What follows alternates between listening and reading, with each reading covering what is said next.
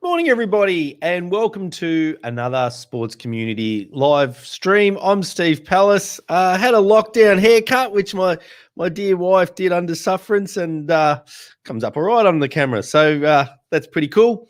Today, well, not today, but over the last 15, 16, 17 weeks, every Friday we do eSport Friday, and it's really been the novice's journey. An experienced person in our esport guru, Cameron Ustalin, taking me, who's a complete novice about esports, apart from being able to spell it, that's about all I know, taking me through the journey of and educating me over the last 16 weeks. One of the things I've been fascinated about esports is how esports participants are able to build such massive audiences. I'm talking tens and 20, hundreds and millions of people. And we're not even really talking about the elite participants, but we're just talking about high quality content producers. So it's really an area that I'm going to explore is how to build these online communities. And so one of the ways that they do that and is through YouTube. And so I thought I'd bring up one organization that's been really strong on YouTube over the last 12 months has been Bowls Australia. And I'm on record in these live streams as saying I'm a very big fan of Neil Dalrymple and his team and the strategic plan that Bowls has had for many, many, many years, or a decade nearly. And it's getting some great results. But one of the things they seem to have introduced into their strategy is the modern communication. So they've had the Bowl Show, or have the Bowl Show on radio. They've got it on TV, but they're also embracing social media. And I thought it was worthwhile having a look at the Bowls Australia YouTube channel and just seeing what we can learn from that. Now, the first of all is the thing with YouTube channels like Facebook and those sorts of things is that you've got these subscribe buttons. So it allows people to subscribe. And so anytime that they get the Bowls Australia put something up, you get notified, which is really, really cool. So that's really cool. But if we look at what they've got, if we just go to their video section, they've got a whole range of different types of videos. And I thought it was really interesting to look at what the types of videos were getting the most engagement and what were not, what were getting less so.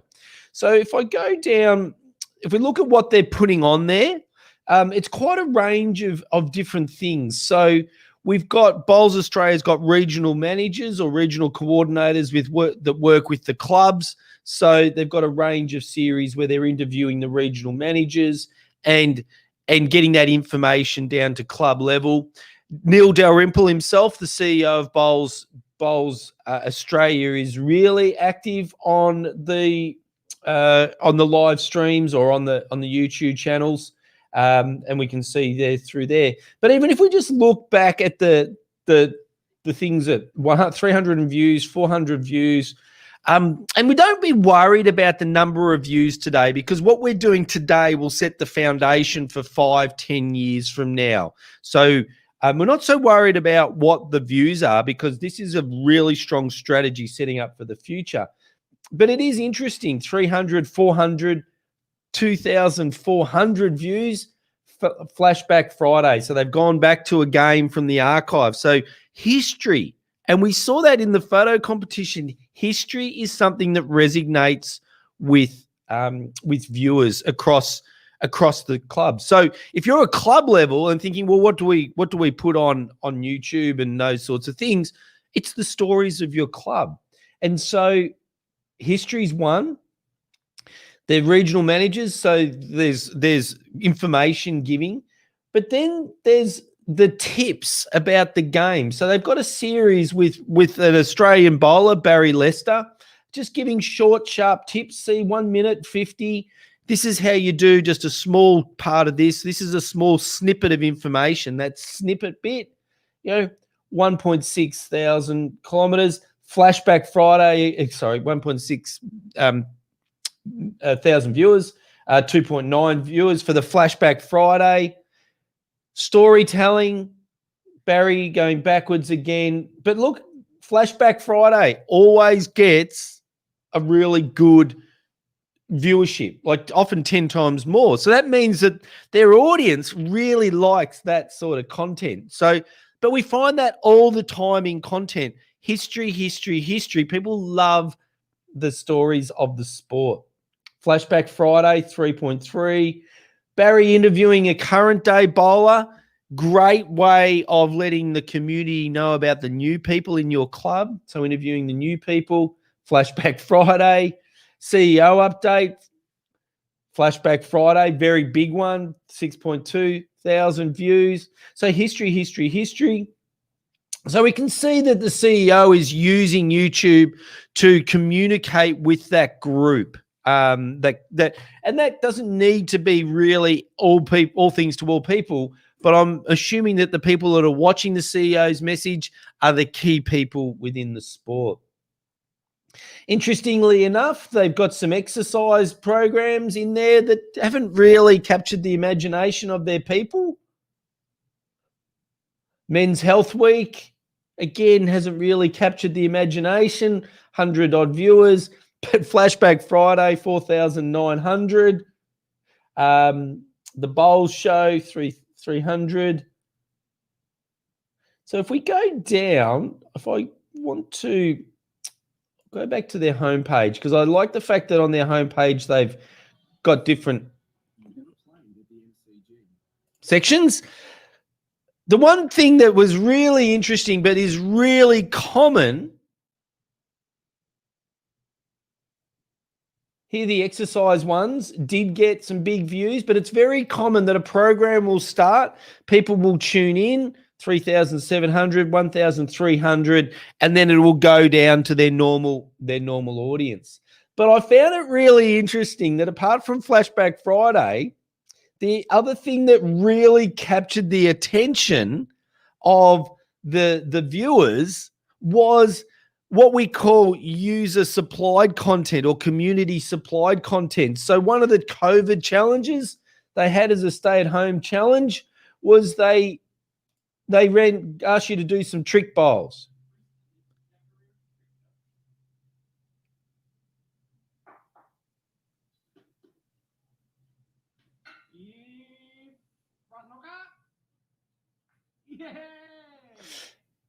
Yeah, so if we go back, they asked people to supply trick shots, and we look at the number of views: 5,900, 3,700, 3,800, 3,300, 325, 18, 16. It's kind of losing its luster now. 15, 14, 15, 11.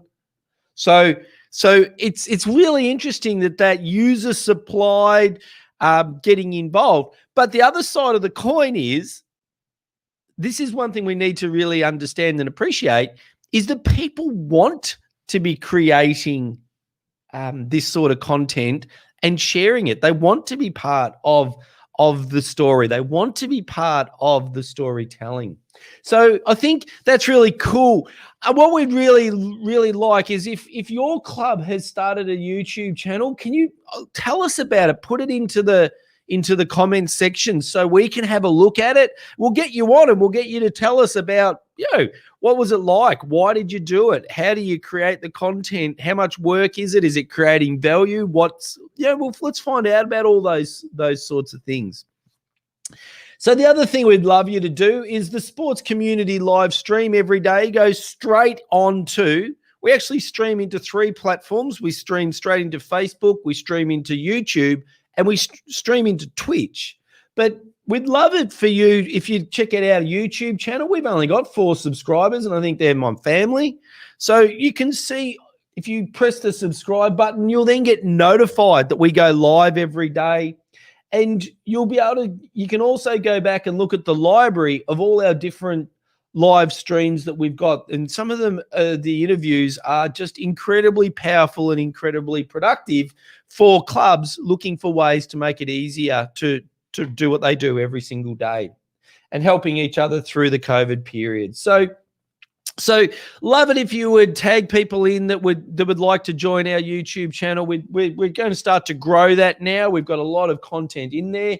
So until tomorrow, thank you for being part of our sports community, and look forward to it. Susanna, thank you very much. We'll start to organise the videos on our channel into playlists. So we'll start to organise it into doing eSport Friday, doing sport differently, and grouping them into themes so that they can be much more powerful for people than just a listing of all of our live streams. But there's a lot of information in those live streams that are really valuable. So check out our YouTube channel. Just follow the link on the post and become a subscriber.